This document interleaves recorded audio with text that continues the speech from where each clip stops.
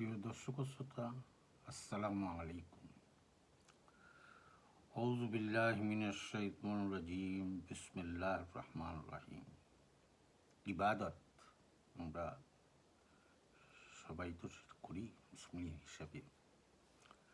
আসুন, মাওলানা মোহাম্মদ আব্দুর রহিম তার অপরাধ পতিত ইসলামে কি লিখেছে ইবাদতের ব্যাপারে। কতিপয় সুনির্দিষ্ট ইবাদতের কাজ আঞ্জাম দেওয়ার মধ্যেই ইবাদতের তাৎপর্য নিহিত নয়, এবং ইবাদতের কতিপয়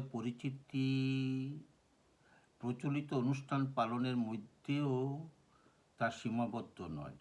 লোকদের ধারণা নামাজ, রোজা, হজ, জাকাত, কোরআন তেলাওয়াত, জিকির, দোয়া, ইস্তেগফার এই কয়েকটি অনুষ্ঠান পালন করলেই বুঝি ইবাদত পালিত হলো এবং আল্লাহর মানুষ সৃষ্টির উদ্দেশ্য সফল ও সার্থক হলো। কিন্তু তা ঠিক নয়, কেননা ইবাদতের পরিধি অনেক অনেক বিস্তীর্ণ ও বিশাল, ব্যাপক। তাই যে লোক দুনিয়ার বিপুল কর্মকাণ্ডের মধ্যে মুবাহ কাজগুলো নিরন্তর করতে থাকে, সেও আল্লাহর আবেদ গণ্য হতে পারে, যদি তার নিয়ত সঠিক ও শুভ হয় আর উদ্দেশ্য ও লক্ষ্য হয় শরিয়ত সম্মত।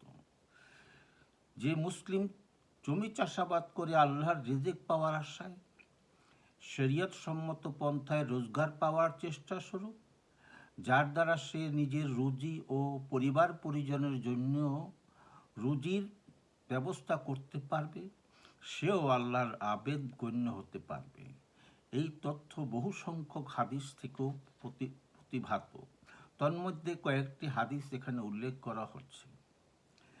এক ব্যক্তি রাসূল করিম সাল্লাল্লাহু আলাইহি সাল্লামের কাছে উপস্থিত হলো।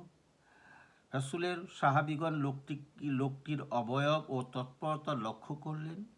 তারা বললেন, ইয়া রাসূলুল্লাহ, এই লোকটি যদি আল্লাহর পথে যুদ্ধে চলে আসতো।